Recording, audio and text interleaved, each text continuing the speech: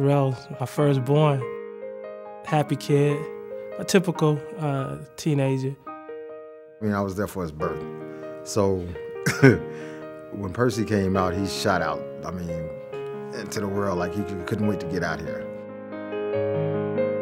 He had dreams of being a musician, and I had dreams of him being a college graduate. And the deal was that I would support him in his music as long as he stayed in school. So that was the pact that he and I had. He had this ambition to follow in his uncle's footsteps, who played football and basketball, and oh man, you talk about Michigan State, he lit up. Matter of fact, he had the opportunity to play with one of the guys who was on the Michigan State basketball team.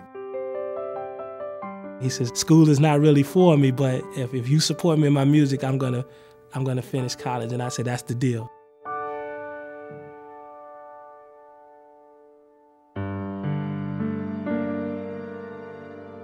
The fact that I lost him and how I lost him and where I lost him at church. The one place that I thought I would never have to worry about him, that's why I lost him.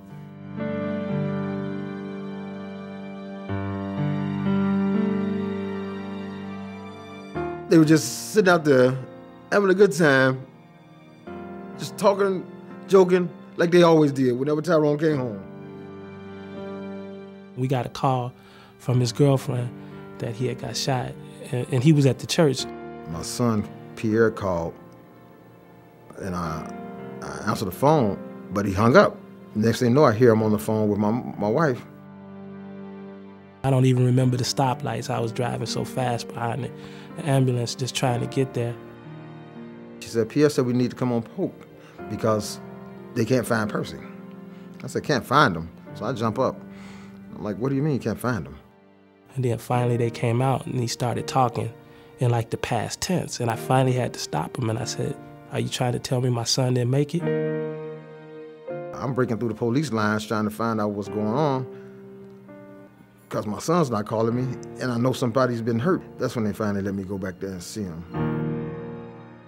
And then after, that, I had to go back outside and talk to his two brothers who were waiting in the waiting room and explain to them that Terrell wasn't coming home.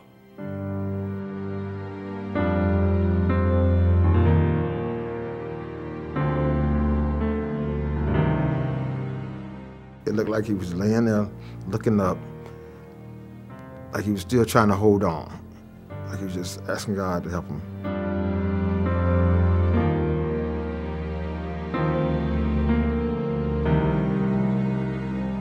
I unfortunately lost my dad to cancer, and he died in my arms. And I thought at that time that was the hardest thing that I would ever have to go through in my life. But there's no comparison between losing your parent and then losing your son. And the way I lost my son. I mean, every night, I find it hard to sleep. There's a thin line between sanity and insanity. And I was right there on that line. I just let my body get so tired from being up for almost, a couple of days maybe at a time. Can't go to sleep.